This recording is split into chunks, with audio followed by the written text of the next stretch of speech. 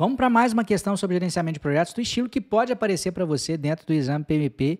Hoje uma questão sobre partes interessadas, sobre o que você deve fazer numa situação envolvendo partes interessadas, algo que é importantíssimo e aparece demais dentro da prova. A questão já vai aparecer na tela antes de ver a minha solução, né? Dá um pause, tenta resolver e depois sim assiste a minha solução. Vamos lá. Suzana apresentou um projeto de construção de um centro esportivo que ela acredita que beneficiará muito a comunidade local. Apesar do acordo com o prefeito para realizar o projeto, Suzano vem encontrando forte resistência de várias partes interessadas desde o início. Qual é a melhor ação para resolver esse problema? E aí temos, letra A, criar uma matriz de responsabilidades para indicar qual stakeholder é responsável por quais aspectos do projeto e quem precisa ser consultado ou informado. Letra B, desenvolver um diagrama organizacional que atribua a cada parte interessada o seu papel apropriado no projeto, permitindo ou não certas linhas de comunicação. Letra C, agendar entrevistas com as partes interessadas resistentes. E letra D, evitar entrar em contato com essas partes interessadas no início do projeto e criar mais argumentos de forma que se torne inevitável racionalmente questionar o projeto. Nenhuma questão, nenhuma das opções, digamos, é completamente assim absurda, né? Todas elas têm um quê que poderia fazer um certo sentido, só que algumas têm parte correta e parte incorreta, e tem uma que é a mais correta, né?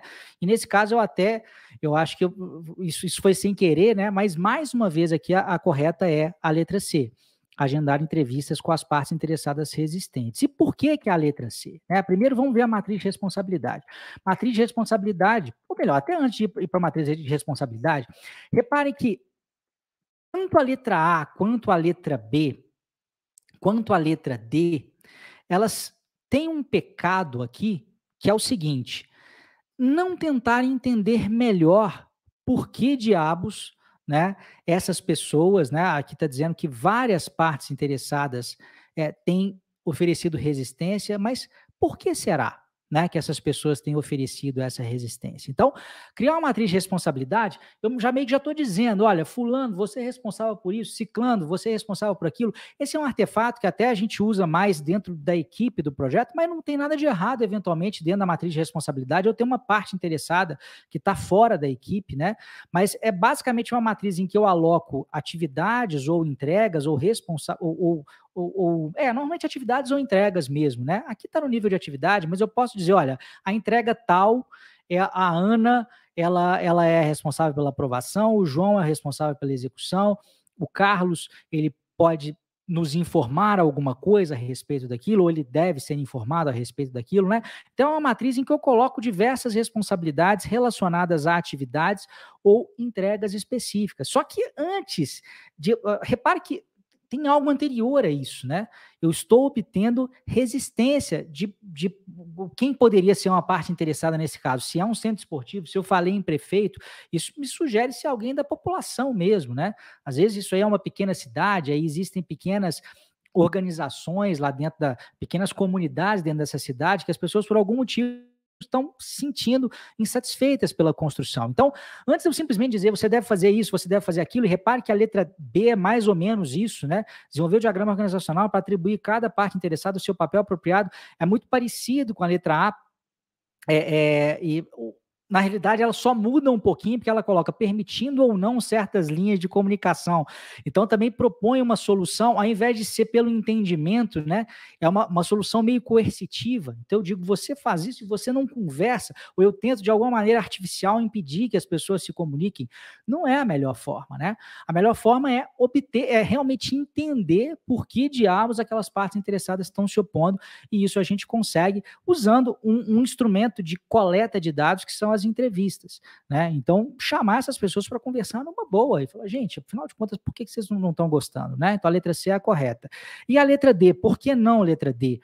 Evitar entrar em contato com essas partes interessadas no início do projeto, cortar um canal de comunicação com uma parte interessada relevante porque ela está se opondo, já não é uma boa ideia. E criar mais argumentos de forma que se torne inevitável racionalmente questionar o projeto. A segunda parte até parece uma boa resposta, né? E eu coloquei aqui de propósito também, mas não necessariamente é, porque o ser humano não é só racionalidade. E o que eu quero dizer com isso? Vamos supor que a pessoa que está se opondo a esse projeto, ela tenha um argumento ou um motivo que não é tão racional assim, que às vezes é até emocional. Vamos supor que, de repente, esse centro esportivo ele vai ser construído numa área que foi muito importante para a família dela, do ponto de vista sentimental. Só que se esse centro esportivo vai hoje, né, oferecer benefícios para milhares de pessoas dentro da população, repare que o motivo dessa parte interessada da se opor não é exatamente racional, ele é irracional, ele é sentimental.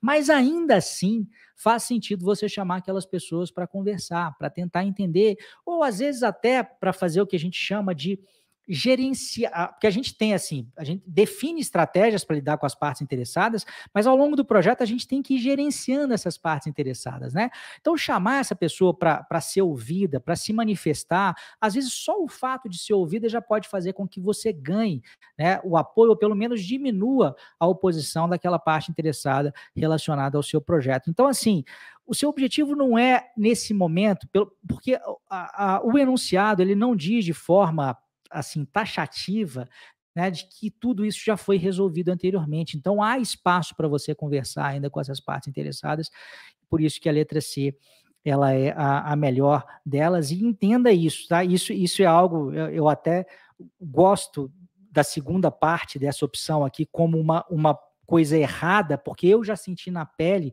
né, a situação de num determinado projeto em que eu era responsável, eu simplesmente ignorar uma parte interessada, porque eu sabia que racionalmente eu estava correto, falando, essa pessoa não sabe de nada, vamos em frente. Só que acontece, era uma pessoa muito poderosa dentro da organização e acabou me trazendo sérios problemas, ainda que eu estivesse certo racionalmente desde o primeiro momento. Então, o melhor, de fato, é chamar a turma para conversar aí, que é o que está na letra C de casa.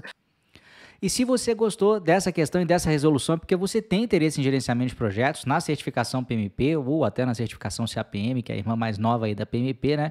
E é bem provável que você queira saber mais a respeito do meu curso preparatório para essas duas certificações, tanto a PMP quanto a CAPM. Eu vou deixar aqui na descrição desse vídeo um link, onde tem um outro vídeo explicando como é que esse curso funciona, e tem também a possibilidade de você se inscrever para a lista de espera desse curso.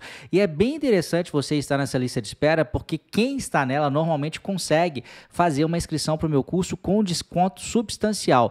E às vezes a gente até consegue fazer a antecipação da inscrição para que você comece a estudar até mais rápido do que estava planejado inicialmente. Então vai lá, assiste o vídeo e se inscreve na lista de espera.